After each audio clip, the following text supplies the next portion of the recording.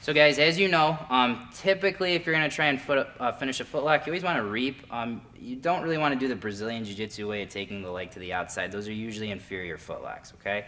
So we're just going to go over like a basic leg entanglement spot, and then we're going to show the basic heel hook off of it, okay?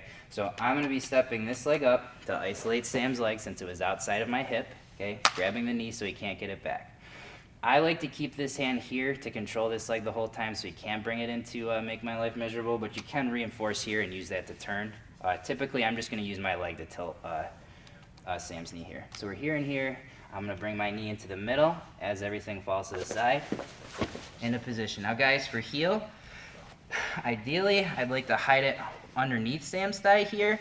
Sometimes you have no choice. So what I don't want to see, guys, is you leaving your heel out like this, because there are counter heel hooks, and those are embarrassing to get caught in right there. So make sure that you have your heel tucked in nice and tight to the hip or underneath the thigh. And you can figure 4 or whatever from here. We're not going to get into that much detail with this today, okay? So this is the first spot that I want you guys to get into. Now, heel hook finish from here, guys. I want as much bend in Sam's knee as possible.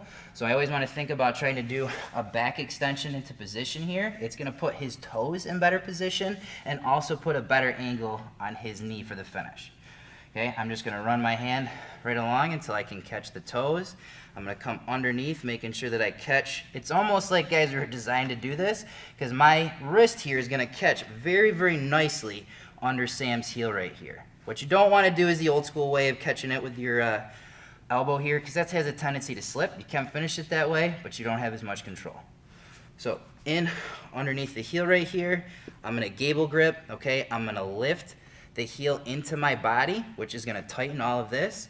Now we can go over a lot of different finishing mechanics, guys, like bringing the toes back, bringing the heel in this direction. Guys, if you just think about bridging over your shoulder at a 45 with his heel, that's literally just going to do the mechanics for you. You don't have to go into like, oh, I got to put my hips here, I got to rotate here and twist here. Here, and I'm just going to think about taking Sam's heel and setting it over my shoulder at a 45. That's going to make all your mechanics work for you, okay?